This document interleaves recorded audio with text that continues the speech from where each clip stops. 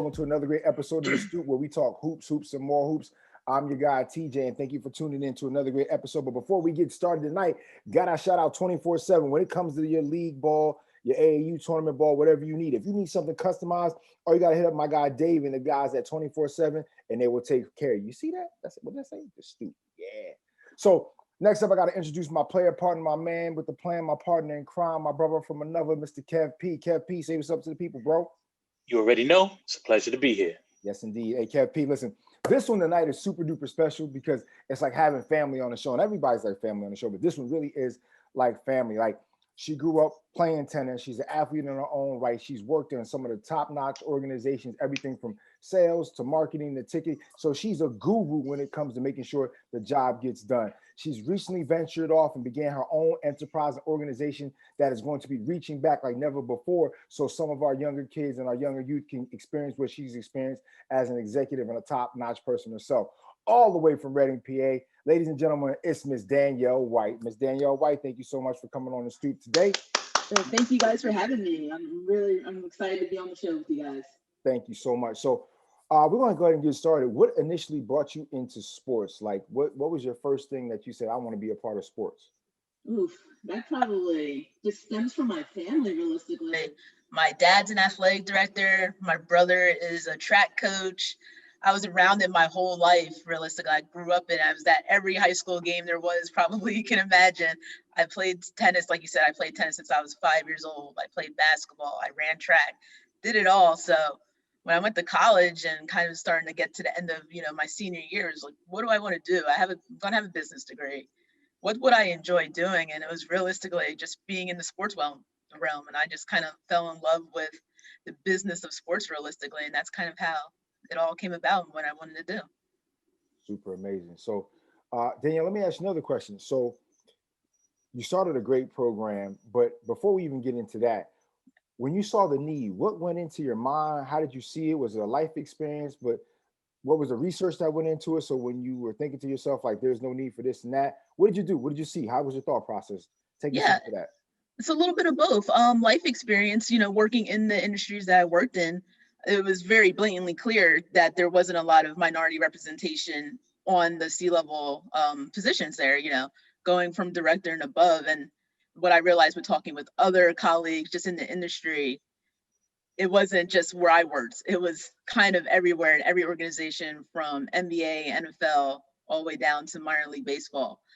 So that's where I initially started, was why is that kind of happening? Where's the disconnect? And when just kind of doing some back research, talking to my former person, Mike Robinson with the Fighting Phils, I chatted up with him. It's like, I found out I was the only person of color he's ever hired for an internship in Reading and with the Fighting Phils.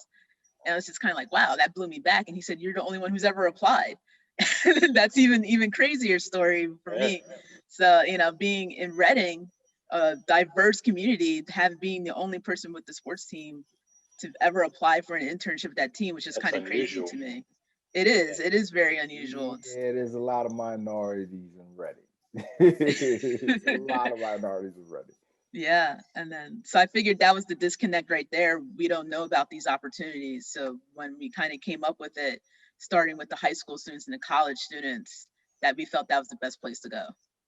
I want to get back to that in particular, but I want to start off by asking you, in the sports industry, we know it's such a male-dominated profession, and you did talk about minorities as well, but have you ever experienced discrimination firsthand, whether it's race or gender or possibly both, that you can remember, and how did you persevere? Ooh, yes. Definitely when I was up for a director's position at my former place of employment, I definitely was discriminated against for, of course, being a female running the money side of the sports as well, going up for that position. I had the accolades, I was running the program, won the awards and the entire league and everything. And when it was time to promote, I wasn't seen, and I didn't even get an interview, y'all. That's the crazy part. Really? I didn't even get an interview. They didn't even humor you. No, they didn't humor me. I talked to the hiring person. He said, we feel like we're gonna go a different way. And it was kind of odd because, I'm in meetings with our CFO of the company I'm running the program, I'm getting accolades in our team meetings with everyone in the company and awards, and then to not be even considered in a rightful manner for a position and went to someone else who wasn't even a senior yet on a different team. It was just kind of eye-opening. And I will say I didn't handle it well the first time. I was still young. I didn't handle it well at all. But, I persevered. I just kept growing my network and growing and making different network connections. And that kind of got me into the partnership realm where you get to see a lot of operations and different atmosphere there. Okay. I can't tell you how many times on the Stoop we've talked about representation and its significance, but I don't think it gets talked enough. And you did kind of touch on it a little bit earlier about access or even the exposure to the possibilities and knowing what's out there in terms of the sports industry. Everybody always talks about the head office and the players, but there's so much more you can do with this. How does Connect assist with that? Yeah, Connect, we assist with we operate off of our 4 pillars realistically. The engagement aspect is our biggest one, where we bring on different people in different industries and different professions to talk about their career path and how they got involved. Especially one of our chats had someone in analytics. He's a cool brother, CJ, and he's one of the very few in analytics, so having people in those different positions, it just kind of broadens what we're showing to the students. And I think that's very important for them to see people like us in these very different positions that's available. Got you. So, Dani, you come from the monumental sports and entertainment tree. What initially intrigued you about being a part of that brand and being a part of that organization? And then what were two major takeaways that you utilized since your time from departing from them? Yeah, what interests me is because they just didn't have one team that Monumental owned. They owned 4 teams and different properties. So it's just kind of being able to put my foot in so many different pots. I work with the NHL. I have, a championship ring.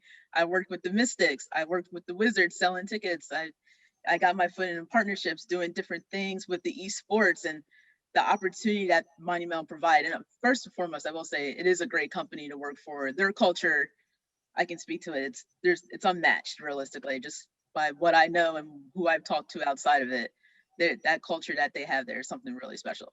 But the fact that they were able to kind of touch so many different areas in sports with just one company, that's really what intrigued me there. So I started out with the Mystics, but the fact that I was still able to have my foot in with the Wizards and still able to do stuff with the Caps and then grow into the partnership realm and cover everything from concerts to like esports, like I said, that was really what interests me and what intrigued me.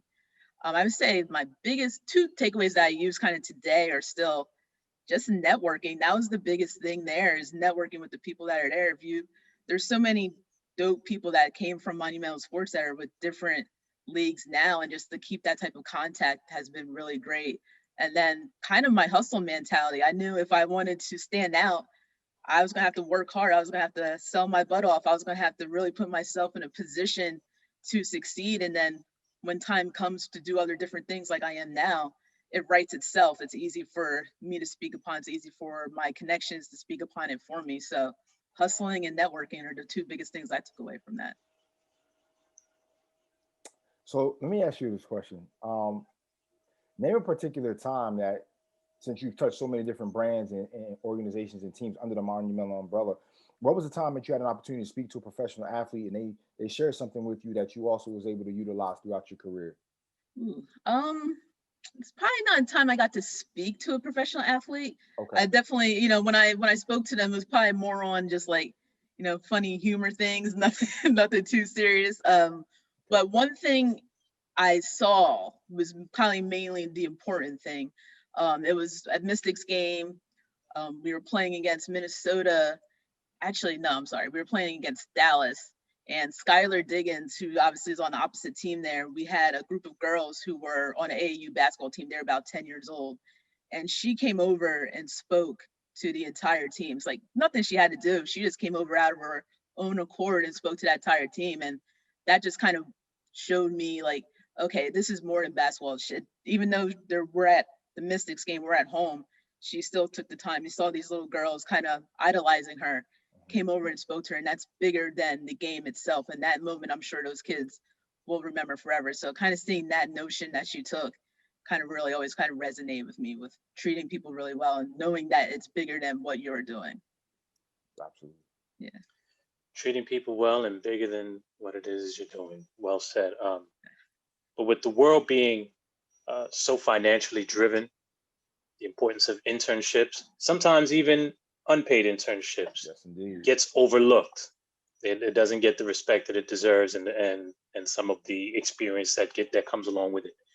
You've taken it a step further by starting to Connect, which is a nonprofit organization, which I think makes perfect sense. Absolutely. Explain why you chose to go that route.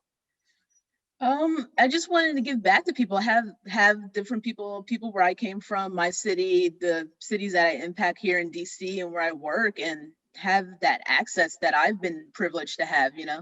I'm very fortunate that I've had the career and still have the career that I have in sports and entertainment.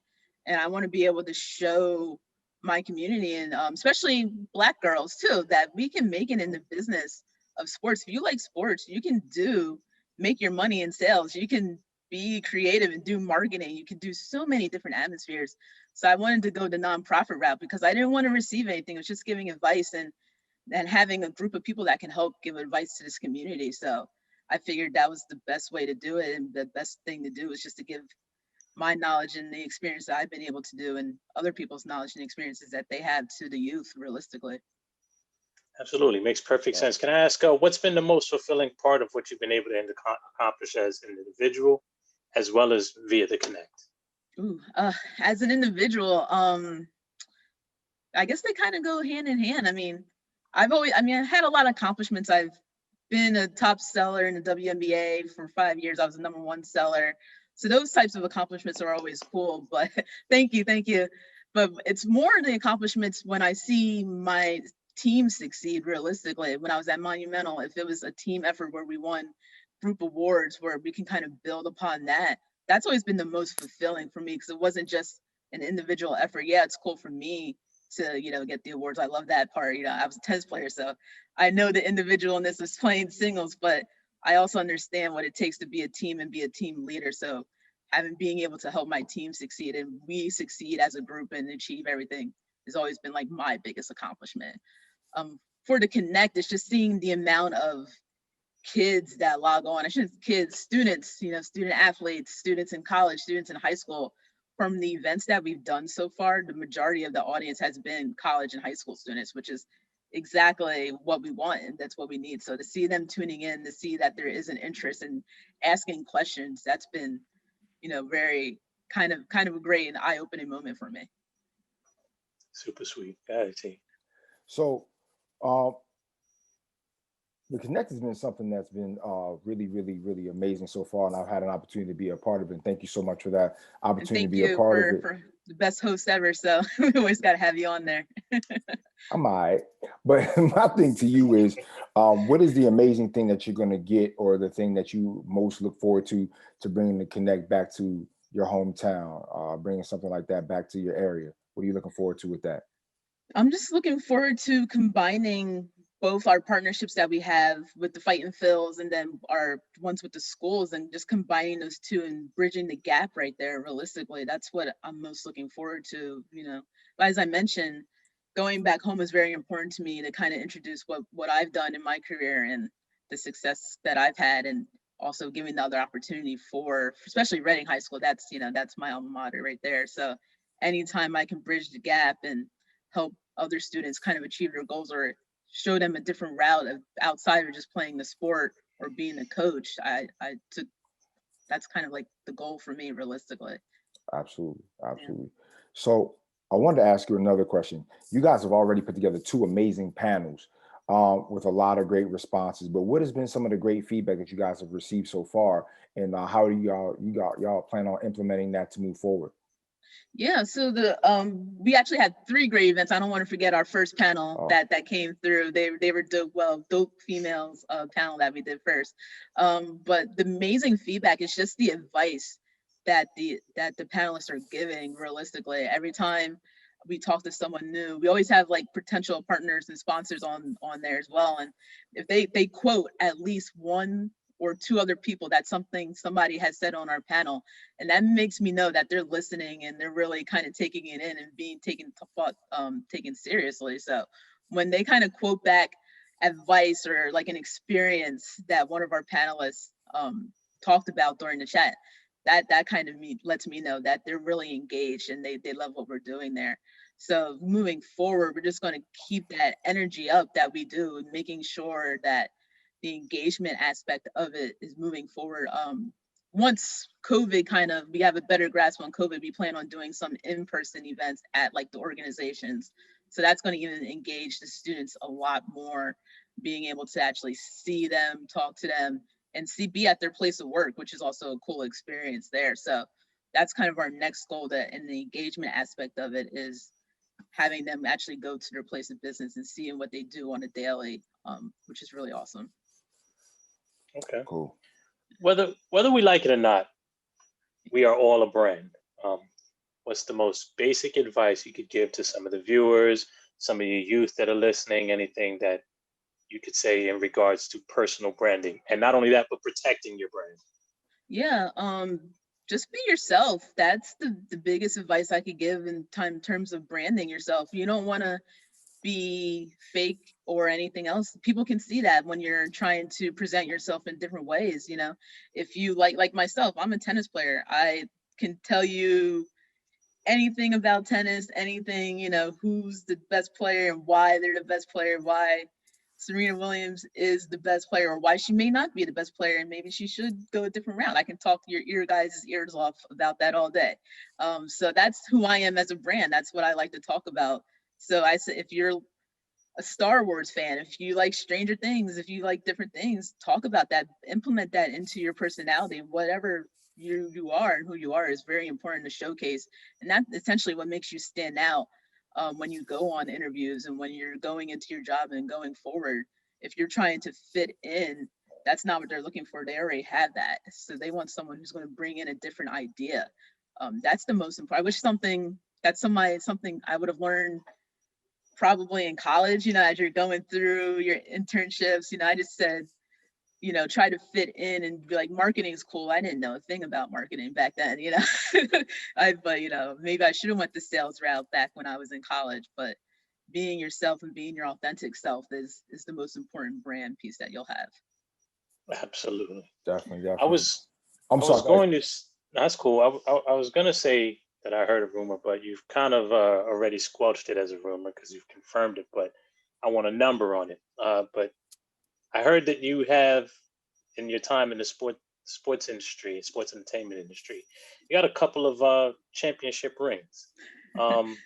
Which ones are they, and then which is your favorite? Yeah, so I have two. I should have had three, but that's my own fault. Why I don't have the third one. I have the Washington Capitals ring, when they won the Stanley Cup back in 2018, I want to say. Yes, and then once upon a time when there was an AFL team, Monumental owned two of them, and we had just happened to play each other in the championship. So I have the Washington AFL championship ring. So probably the last championship AFL ring there might be. Nice. My favorite, and I should say I missed out on the Mystics championship ring by 2 or 3 months. I just left the company, and it's like, that would be the year they win, wouldn't it? You know, they couldn't win last year. They had to win. I thought you had that ring. That's crazy. I just missed out on it. I just missed out on it by a couple months. Yeah. Do you have a favorite of them though? I do. They both look distinguishingly different, which is pretty awesome. They're made by the same company, but they're both very different in what they look like. And I'm going to say it's a close one, but the Caps ring is my favorite. Just the way it's shaped and how it has the different features in it and everything else like that. I'm going to have to go with the Caps ring on that one. Off camera, we're going to have to show it to us. Go ahead, TJ. Yeah, definitely. Cool. Dani, with anything, even with the Stoop here, man, we're only as successful as the team that is around us. Let's talk about the team with the Connect. How did you guys come together? Who's on the team? maybe some of everybody fits in like a big gumbo and everybody adds this, adds that for a great recipe. So talk about the team on the Connect, if you don't mind. Yeah, definitely. So there's 4 of us on the team. It's myself, Jen, Carrington, and Sade. Sade is our director of social media. This girl, well, she was a professional dancer with the Philadelphia, so I will throw that out there. And we've been friends since middle school. We go back with each other since middle school. But social media, when I was putting together a team, I was thinking of who can run our social media account, and instantly her name popped up just because everything I see that she's done, she has her ear to social media in general, and having all those different things. So it was just perfect to include her on the team, and having her put her voice on the post that we do. It's just been amazing to see her, a friend, a best friend at that, kind of just flourish in that role there. Carrington, myself, and Jen, we all met at Monumental Sports and Entertainment. Immediately, when Jen joined the team, we were both on the Mystic side. We were both on service and retention at the time, actually. And we just kind of hit it off. Realistically, we're both from Pennsylvania, around the Philly area. We both, played collegiate sports. She played basketball. I played tennis. It was just kind of like a natural connection. We just kind of just bonded ever since, and we've been cool, and we've always had the great chats. We shared an office at one point for about 2 years. So it's just like a natural thing. And she's probably one of the most, she probably will kill me for saying this, but like her marketing game is definitely something that's like underrated. She puts together all our graphics for our events and puts a different spin on. She's very talented. She's real quiet and low key about it. We say Jen likes to move in silence, like, that's just her. She's a real G. But that's how she rolls. And then Carrington, we met, like I said, at Monumental, just lifelong friendships. It's just someone, you instantly connect with, and just talking, one of those people you go in their office and talk for hours with. And that's just kind of how we connected there. And we shared similar interests on wanting to see minorities improve and get better in the company. And that's kind of where we all kind of came together when we started to talk about the Connect. It's just like, we all have that same goal of wanting to see similar things and how we can reach it. We've all been in positions where we know we can make an impact and really, serve the youth there. So it just kind of was like a great bond. We all used to, I'll say, Jen, myself, and Carrington, we all used to always go out to lunch together at Monumental. We just were all good friends, celebrate birthdays with each other. And it's kind of great when you can work with friendship, and just makes it easier to kind of get everything together realistically. Cool, that's amazing. And shout out to the Connect team, man. Y'all are doing a wonderful job. Keep all your hard work and keep rocking and rolling over there. Appreciate you. Yeah, they are. Definitely shout out to the team for sure. They keep me sane and keep me on track. Definitely. So listen, Ms. Danielle White, it's been a pleasure to have you on the Stoop. But before we go, there's something that we really want to speak to you about and address really quickly. So all the things that have gone on with racial injustice and social injustice within the last 24 months, a lot of that stuff has been centered around teams and sports. Coming from a minority perspective, actually double minority as an African-American woman, how do you think that impacts the organizations, and how does it impact the people that work inside of those organizations and then the culture? I'll give you a perfect example, because some of the professional football teams didn't, agree with the players from the top down, from the front office down to the field. How does that work? What's your thoughts on that? What's your thoughts on what you've seen? And how does that play throughout an organization? Yeah, definitely. For an organization, I can only speak to how Monumental always treated that. And they've always been Ted Leonsis is a great leader. I will say that. He's chatted with us on a front level and just took the time to really speak and connect with all the employees there on different levels such as this, and different levels such as this inside his own company, which I think is very important. So I can only speak to Monumental and actually the WNBA specifically, especially with Monumental, Coach Tebow. I love the fact that he lets his team speak their truths and what they're doing. If Coach Tebow didn't let his players talk and really express their feelings, we may not have seen some of the stuff that happened in the bubble with their t-shirts. He was standing right next to them wearing the James Blake t-shirts, and that's showing that your coach and your GM having that solidarity is very important. That just trickles down into the business side of it as we kind of are selling that to people, and we're talking to people and saying, hey, our organization is behind this 100%. You know, we look at what we're doing with the Mystics. It's not for cameras, it's not for show. This is who we are, and this is how we do it. We can speak to the fact that our teams have those talks with the GM and our owners. Our teams have had opportunities to speak without a script, realistically, to the PR, to the press. And some organizations, especially the one where they throw a brown leather football around, they don't let their players have that openness and have that field. And I think what the WNBA, first and foremost, they've always been doing that. And what the NBA is doing is just making it that trickle effect even broader. And I think it's amazing to see. And it's actually not allowing, it's making companies hire diversity. It's making companies really think upon what they've done before and how can they make sure it's inclusion, and making sure that their workers that are working so hard for them are feeling respected and heard and seen. And so I think it's been realistically it's tragic to see how we got there, but I love seeing the improvements that are being spoken upon, having them really just kind of make an initiative, I've never seen so many diversity and inclusion positions pop up before in sports and entertainment until this year. So we know that we're making small steps into that change. So I just would love to see it continue to grow, and I would love to see us minorities get into these bigger positions in the C-level suite, and that will come eventually. As you can see, it's coming in baseball already, and it's coming in with Jennifer King, what she's doing with the Washington football team. So it's coming. So I'm ready to see it come in a little bit quicker now. Absolutely. Well, listen, Danielle, you guys at the Connect are doing an amazing job. So for all of our viewers out there that want some information about the Connect and what you all are doing, please tell our viewers where they can get more information about the Connect and where they can see some of your upcoming events, please. Yeah, definitely. We're on all social media pages. So like us on Facebook, follow us on IG. If you're on LinkedIn for our business professionals, we're up there as well. We got our website going on, so the connectsc.com. Check us out there. And we'll be coming soon with another event, so stay tuned for that.